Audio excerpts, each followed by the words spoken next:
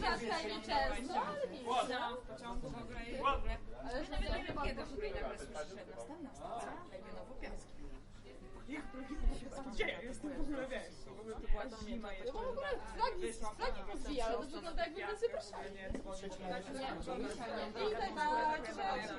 prosiła, żebym to nie zapomniała, kto by to Czerwone są.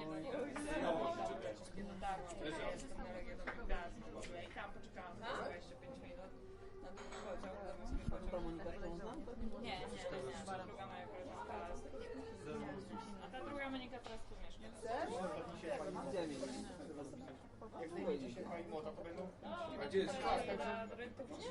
założyć na dzień, przypieprzą się, dobrze zdejmiemy i zostawimy czerwoną. Długi czas nie mogę znaleźć tego pracy. Tak, nie.